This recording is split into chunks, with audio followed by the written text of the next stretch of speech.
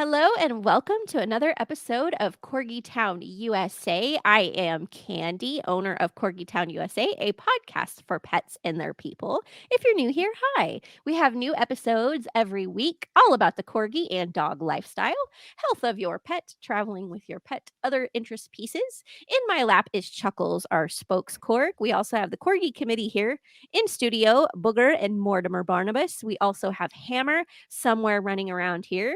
And typically, my co host, Kat, is in the studio with me, but she's joining us remotely. I am joining us remotely. We had a little issue with Digby. Digby is my corgi, and of course, my honorary corgi is Wiggin, and he's on the other side of the door because it was just feeding time, and we keep them separate. I am joining remotely because I'm ready to go to sleep after being at the emergency vet most of the night. Yes, Digby is in recovery, and he had surgery because he decided to eat a rock because corgis always think they're starving. But Yes. the good news is that he is in recovery and he is going to get through this med cycle and going to be in a lot of trouble from mom once he does recover for eating things he shouldn't. Absolutely. So the update is he barked viciously at two rabbits and someone who knocked at the door. He tried to eat his brofer's dinner, and he just got a little crazed. Didn't jump on the back door completely like he always does, but he is well on his way to recovery because those are all the signs of Digby recovering. That's Digby the doof as we know him. Yes, yes, indeed. My first girl corgi, Zelda, ate every single thing her nose touched, and Yes. that's not an exaggeration. She ate everything her nose touched, and I remember she ate a rock. That was one of the last things she ate actually, and we had to go in and scope it and put her on the slurry and yeah, so I've been through it. Everything that a dog is not supposed to eat, she has eaten, Yeah. and yeah, that has made me uh, pretty psycho about Oh, yeah. It what the dogs are around and what they can swallow because I've had one that if it's around, it's gonna go in. well, interestingly enough, and we'll kind of end it on this, it was lucky that it was a rock, and stayed in the stomach, so we didn't need surgery. Yes. Eric's, angel dog, Cheyenne, uh, ate a mango pit. The Mm. mango pit is nice and slick and has nothing to grasp onto, so Cheyenne needed surgery because they Oh, tried to do the endoscopy and they couldn't grasp onto it. That was years and years ago, my and that goodness. just watch those dogs. And if Yep. they tend to eat, that cute little muzzle may be good for them. That's what the vet told me. She said, They "Yeah, muzzling would be a good idea." yeah, that's what we had to do with Zelda was the basket muzzle. They Yeah. think they're starving all the time, especially if they're a corgi. Hmm. But we are not going to talk anymore about that today. We are going to talk about enrichment today. Enrichment. Enrichments, yes, enrichment games, enrichment activities. And we have a guest from Muttineer Dog Training, Jocelyn Walls. Should we bring her on? Absolutely. Okay. Jocelyn, welcome. Thanks for joining us today. Hi, thanks for having me. Yeah, we appreciate you so much. And we'll have you talk a little bit about what you do and kind of educate us about enrichment because not everybody knows exactly what that means. So I we're I just figured it was the fact that, I enriched my dog's lives by just being their mommy. I'm in your life, I'm therefore it in is your life. enriched. There you go. Well, Jocelyn, tell us in your words, what is enrichment? Yeah, so animal enrichment is like anything that we can offer them that helps them express species typical behaviors. So you'll see a lot of that in, like, if you think about like a zoo animal, like they're not just kind of in their enclosure and it's barren, because we would be like, oh, that's not a fun life for them. So, we add things to make sure that we can keep those animals behaviorally healthy. So that might be things to climb on or foliage, or if it's like an aquatic animal, then they would have a swimming pool, or so things that like would be typical for that specific species, providing that if they're like not in their kind of natural habitat, if you will. So you're engaging them physically, mentally, emotionally, maybe stimulation? Totally. Yeah. And so like with, our pet dogs, like they're domestic, they're like meant to live with us. But they have, a plethora of behaviors that are very normal and natural for them to express. And sometimes those are incompatible with our desires. Mhm. I have a dog that likes to dig and shred, and like there's nothing wrong with that, right? That doesn't make her like a naughty dog. It just makes her a dog. Um, so, from my point of view, I want to provide her with outlets for those behaviors instead of just trying to squash them altogether.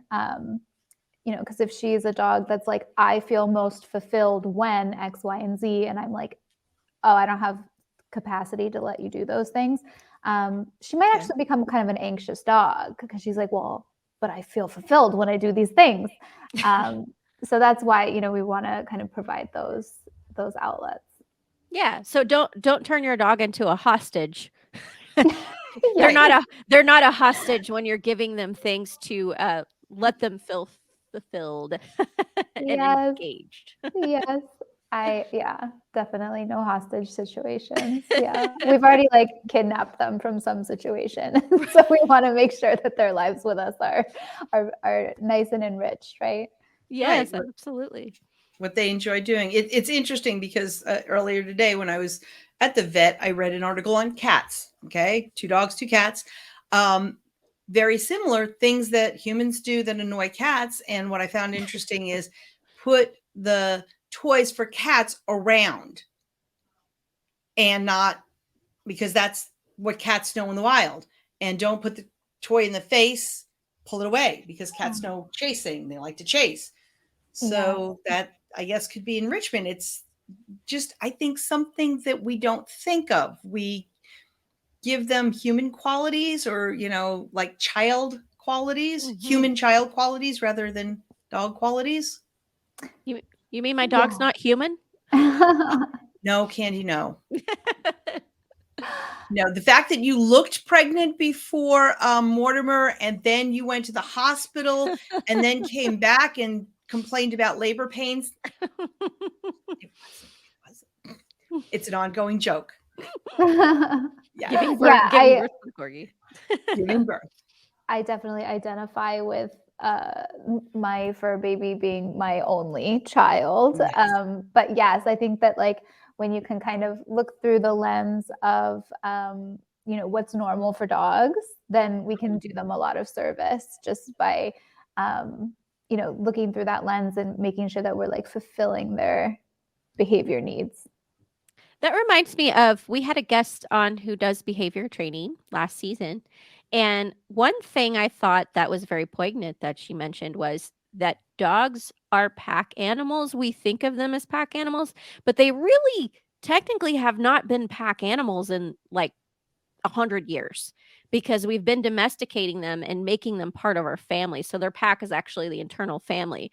So maybe turning your dog loose into a room full of stranger dogs, people wonder why not all dogs like that. But instinctually, it's a little different. So I feel like it's kind of among the same vein of that thought process. Like your dog is not a people, as much as we want them to be a people. Yeah, absolutely. Well, can you give us some examples of enrichment? Yeah, absolutely. So, I think specifically when we're talking about dogs, I think people automatically think of like all the food enrichment that we can do with them, which is absolutely something that I love to get on board.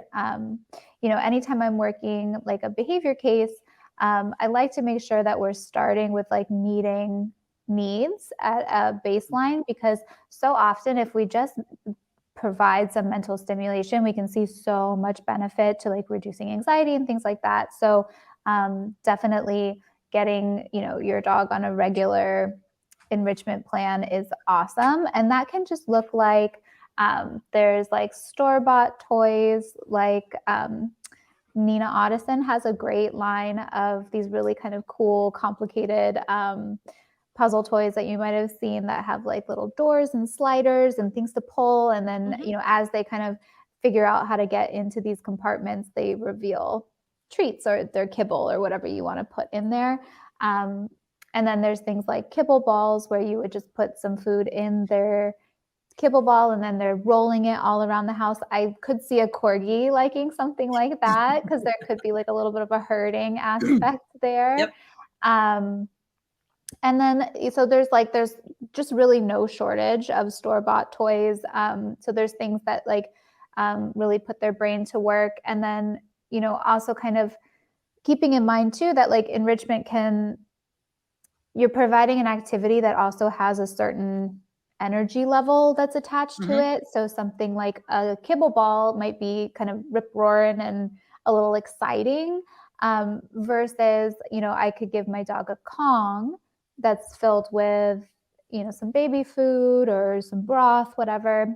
And that might actually kind of calm them down because I'm promoting things like licking, which is a soothing behavior. So you can actually use enrichment really strategically. If you're like, wow, my dog's off the wall, I really just want to kind of bring their energy level down, providing something for them to lick or even sniff would then help kind of calm them versus like, oh, it's a rainy day and I know they need to get some energy out. I'm going to give them, this Amazon box to like shred apart. So, you can really kind of get creative and also plug the specific need that you're witnessing. Yeah. You're engaging different types of energy. So this talks about the mental stimulation versus physical stimulation and using tools to plug in what is most fulfilling to your dog. Yeah, absolutely. And it sounds like depending on the need, what, calm you down or, get that energy out. I know one of the simple enrichment toys, I guess, that I didn't even realize. Digby is a Corgi, a herding dog. And so we have chickens, doesn't herd the chickens. He actually goes nose to nose with the chickens. It's very, very funny in their cages. However, we have quail that constantly go into the chicken run. And he chases those quails back and forth and herds them. And it's just absolutely hysterical. Then he stops and he talks to the chickens nose to nose through the fence and then goes back to the quail back and forth. So I guess he's being enriched with what That's an enrichment game. Yes, absolutely. Yeah, I'm so happy for him that he has access to such a fun activity. And yes, I mean, anytime we can kind of like turn our dogs loose in a safe way, obviously, to kind of just dog, I mean, that's the ultimate enrichment, really. Cool. Yeah, that's too funny. And I love that you mentioned the things you put kibble in that would be fun for a dog to chase around. One of my senior rescues, Booger, she's very chill dog. She has a lot of unfortunate health issues that are kind of a result of like poor breeding and poor care early in her life that we're managing. But one of our friends recently purchased us this odd toy that I'd never seen. And my friend brought it just as a gift and said, I bought this toy for you because there was a Corgi on the package. And I chuckled. And she said, it looks like a glass bottle with a rope sticking out of it. I don't know. I hope they like it. So it's essentially a very hard plastic. And it does look kind of like a bottle with a little ball stopper and a rope. And so I put kibble in it. And I figured the boys would go crazy. It was Booger. Quiet, just docile, wants to hang out. She doesn't even like being outside. It's so funny. And I think it's because early in her life, she didn't see inside. She's a rescue. And so she's always, even when we go out to potty trips or out for walks, she's like, let me back on the couch. I'm ready to have my comfy spot back. But I got that thing out and she rolled that thing around the house for hours. She loved it. And that's very much an enrichment toy. And I think when you're talking, I'm also thinking of things like lick mats that you stick on things and you put peanut butter or maybe one of their favorite flavors on it and just let them kind of lick it off of there. Or snuffle mats is another one. Those are all examples of enrichment, correct? Yeah, absolutely. Oh, and I think what you're talking about is a tug jug. Tug That jug. like the purple, with like the rope. I Yeah. had a Great Dane a while ago, and his version was to like take the rope and like sling it into the wall and see what happens. I was just like, I guess that's one way to do it. How many holes did you spackle? Yeah, he was not a gentle guy. I mean, he was a gentle guy, but not when it came to this Toys. tug jug. Yes, he was like, well, I'll just fling it.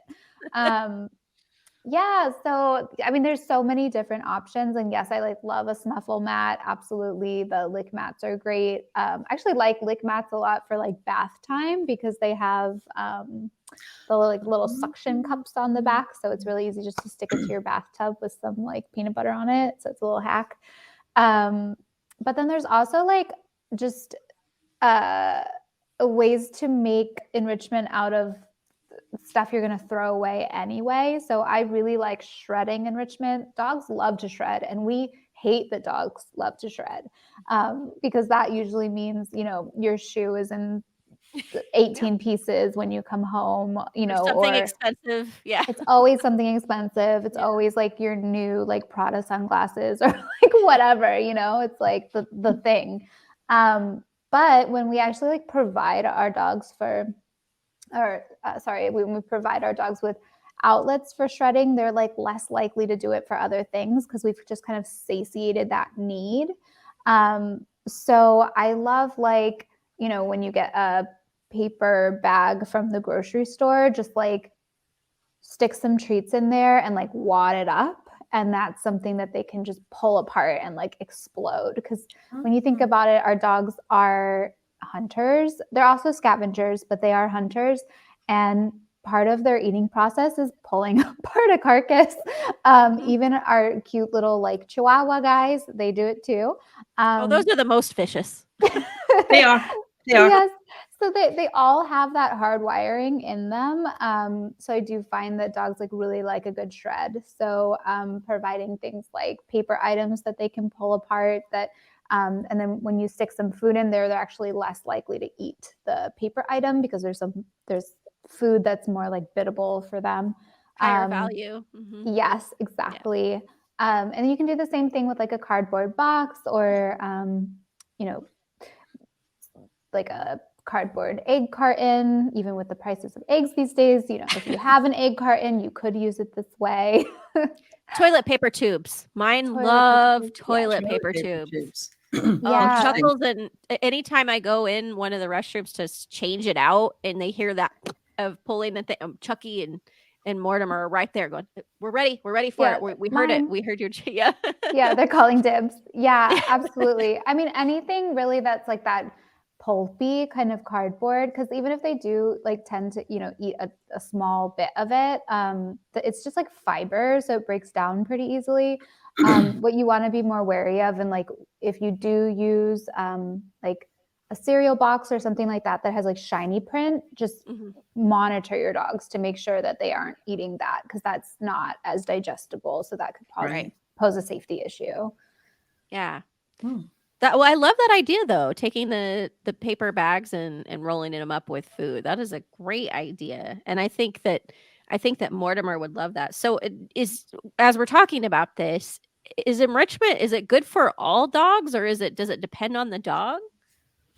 Yeah, so I mean, all dogs definitely benefit from enrichment, and even like senior dogs, like I think what you were kind of pointing to earlier, is that you can see kind of like a reinvigoration when you start to introduce these things, because they're lighting up parts of their brain that they haven't used maybe in a little while. We really want to make sure, especially as our dogs get older and are less active, that we're kind of like prompting them to do fun and enriching things. Like it's kind of like, when a parent is getting a little bit older, you might kind of like poke them to like make sure, hey, are you going to the museum? Are you socializing? Are you you don't want them to be like sedentary. So same thing with our so same thing with our dogs. And then on the opposite side of it, with our puppies, like it can really encourage some independence and some confidence building, because they're really like doing what they were built to do, which is, hunt and scavenge. So we're really like kind of flexing that muscle so that they feel more like a confident little critter. And then for sure during like adolescent and young adults, they have energy to burn. So these are like really good outlets for them, for sure. Yeah. I like how Cat laughs. Energy. Yeah, energy to burn, huh? Yes. So with enrichment, so some of us with our dogs will do things like agility or obedience training. Now, herding, I know that that's a sport, and I use air quotes because they herd. That's what they do. Mm-hmm. But herding as a sport, that seems more like what a herding dog would do for enrichment. But what about when we have our dogs do agility and obedience training and compete in that? Is that enrichment? Or is that just I think that okay? is definitely a form of enrichment. All right. Yes, absolutely. Because that is like mental stimulation and exercise. So that kind of like ticks a lot of boxes. I don't know that it's, sometimes we're training them to do things that aren't like super species typical, but I don't think that that would exclude it from being like an enriching activity. Absolutely. And I think it probably looks a little bit different for each dog in a way, because as you said, some of the dogs feel fulfilled doing certain activities. So we have one of Chuckles' best friends, Bacon, had a big birthday party a couple months ago. Mm-hmm. And it was Korg Vegas themed. So everything was Vegas themed, but it was at his school that he attends. And they do a lot of enrichment there at this school. But they had little tents set up and it was all Vegas themed. So, like a roulette wheel, there were dice, poker, those kind of things. It was very cute. And the dogs would go around and play the enrichment games, and then they would get chips. They would win chips for prizes. So, what's funny about that to me is my Chuckles here is absolutely ball obsessed. I'm surprised that I said the word and he didn't hop up looking for it. But you can put a stake down and you put the ball next to it. He will pass up the stake and go to the ball. This boy loves ball and he will play it till his stumps fall off and then he'll try to play some more. So I think fly ball is really good for him because he really likes to catch it in midair and do those things. But so when we go to this party, Chuckles is just running around getting the ball. So the little dice, the little stuffed die pieces, he was just taking off with those and bringing them to people to throw for him. But Mortimer, on the other hand, his younger brofer, he absolutely loves enrichment games and he loves the interaction with the human that's working with them. Because each tent had a trainer, had someone working the tent, and it was certain ones that they would pile things up or they would knock them over. They would have to find things under certain things, right? And there was the reward. But he won like 17 chips. I mean, Mortimer was at every one of those. Every time I would go back, my friend or my niece that came with me said, Mortimer won 2 more chips. I mean, he absolutely loved it. So it's interesting to me that, it's good to know your dog, right? You know what kind of enrichment works for them. Yeah. Yeah, absolutely. Yeah, like, and even during different life stages too. Like my dog just turned a year last month, and even like 4 months ago, some of the best enrichment I could provide her was just off-leash playtime with other dogs. She loved that, and that was like her total jam. And she kind of aged out of it. Like, not that she doesn't like other dogs anymore, she does, but it's just not the same. She'll engage for 15 minutes or so and then she's fine. Whereas like it was like her lifeblood. Like when she was in that teen phase, like if I didn't take her to the park for 45 minutes every day, like we were all in trouble. Yeah. You got the side eye. Yes. I can, you can almost hear them going, oh, Mom, that was so last week. Totally. Like a typical teenager. She's like, these puppies, who has time for that? Yeah. I'm so much more mature than the rest of these pups. Yes. She's a So bougie girl. is the overall message then that we should think about things that enrich our dogs' lives and, Engage them. engage them. And, a Great Dane in a studio apartment all day, whose only, enrichment is going out, walking to the curb, doing its business and walking back, is barking at the mailman. Yeah. Yeah.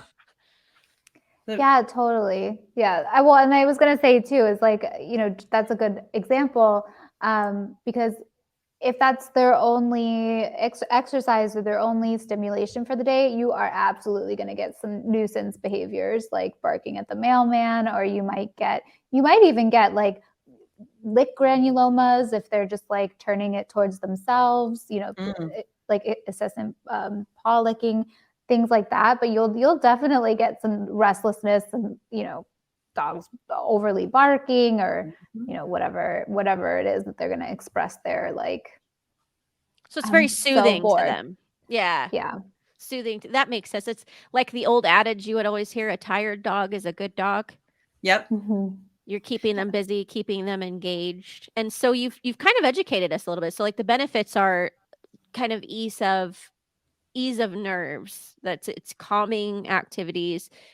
Behavior is better because they're more engaged, correct? Some of the benefits. Yeah, totally. And I think even like beyond, because sometimes we can just exhaust our dogs, to the point where they're just too tired. But I like to think about too, like a satiated dog is a good dog, right? So that doesn't always even mean like running them ragged. It's just like tired in a different sense. Yeah. Yes, exactly. Tired in a different sense. Like just like we've checked all their boxes for the day and now they're like chilling.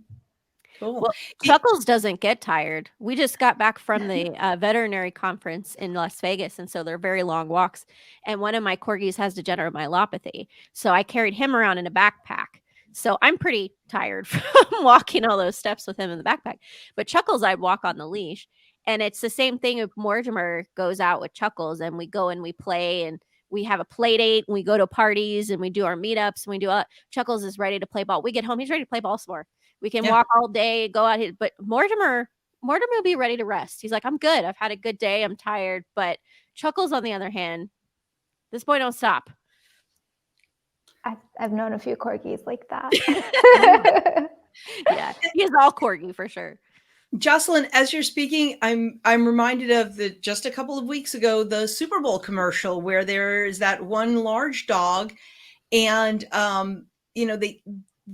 I think it's almost a testimony to you didn't enrich the dog, and the large dog goes and tears up the couch and tears up this, and the whole family leaves in the morning, and the dog goes crazy, and then he sleeps on the bed and he's tearing things up, and then they come home and kind of scold him, and it does it every day. And then you see that online they've got this huge kennel. Oh my goodness, they're just going to kennel the dog all day. And that's certainly not enrichment to just, and no, what do? They bring home a little puppy and the two dogs are, happily ever after, just hanging out and being together.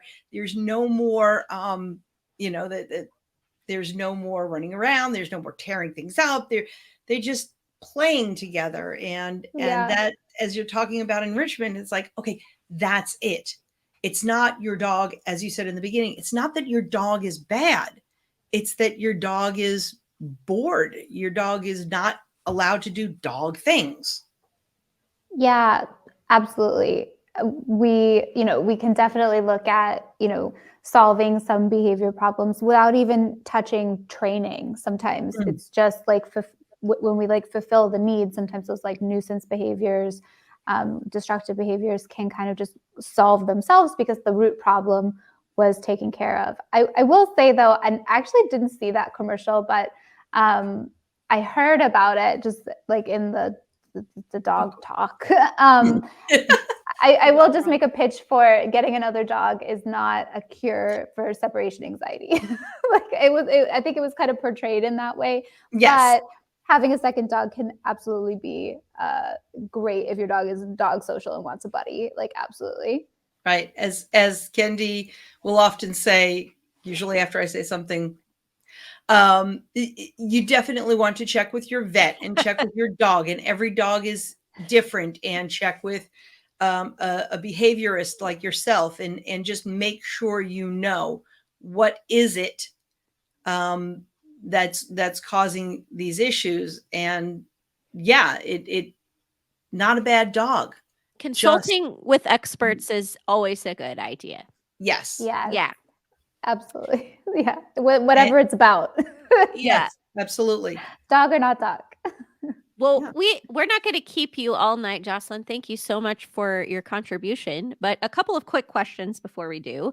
You've given us the idea of taking the paper bag and putting treats inside. Can you give us maybe a couple just brief examples of other ways to incorporate enrichment in our homes? Because as we're talking about this, I'm thinking of some of the zoners. It's very well meaning. They love their dog. They want their dog to have a fulfilled life, but we all know how life can be. We all have, most of us anyway, have to work. And if you put in a full day at work, not every day are you going to have the energy to take your dog on a long walk or go jogging with them or play ball all night. What are some options we can enrich our dogs with at home when we find ourselves short on time and energy ourselves? Yeah, that's a great question. Because yes, when I'm working with a client, I want them to get the most bang for their buck. Like, I don't want them training their dog or being on the hook for like hours a day. That just nobody has. That's burnout. That's like not realistic. So I like to work it in like where with times you're already interacting with your dog. So it might just be like swapping out a bowl feed for, throwing their kibble in that Amazon box and like putting some shred paper in there and letting them just go to town. Here you go. Work for it. Work for it. Yeah, absolutely. It could also be like a kibble scatter in your yard so that they're like snorkeling all through the grass to eat their meal. It could be taking a different route on your walk, or instead of doing a neighborhood route, taking them to a field where they can be on a long line and sniff around. So it's not necessarily like a major time commitment, or much different of a time commitment than you're already giving to your dog. It's just like being strategic about those times that you are engaging with them. Variety. Yeah, totally. Yes. Novelty does go a long way. Yes. I love it. Novelty goes a long way. Well, for our listener and our viewer, can you please tell us, Jocelyn, tell everybody how they can get a hold of you if they want to learn more about what you do? Yeah, absolutely. So you can check me out via my website, which is muttineer.com. I do private consultations for folks in the Los Angeles area. And then I also do quite a lot of virtual consultations as well for people outside of that service area. And then you can also find me, it's muttineerLA on Instagram. Yeah. And that's Muttineer. Yes. Mm-hmm. And I will share those links in the description box of this video, as well as in the audio portions if you listen on a specific platform, so that you can access and learn a little bit more about Jocelyn's work. And thank you so much. You've really educated us and given us some great ideas to enrich our dogs' lives. Very much. Awesome. Thank you. Yeah, I hope you enjoy, and I hope your dogs enjoy a fun little activity or two. Yes. Thanks so much for having me. Yeah, thank you. Thank you for lending your time and your expertise. That's muttineer.com or muttineerLA on Instagram, or reach out to Jocelyn. She may be able to help if you want some more ideas on how to enrich your dog, or maybe if you do have some behavior concerns, she's telling us that this is a great way to redirect those behaviors. Jocelyn, have a great evening. Thanks so much again, and we will keep our eyes peeled for what you do next. Oh, thanks so much. Thank you. Have a great night. Bye. Are you going to get Digby some enrichment lick mats? I've never heard of those, and that might be a way to go with him. He does like licking. He loves. He's a licker. He's a licker. He's a licker. He loves going into the backyard. He loves chasing those two quail. And it's not that we keep quail. We keep trapping them and then letting be free, little quail, be free. And then they come back. probably because of the free food. And he loves just chasing them back and forth in that run. And he loves chasing the ball. So Yeah.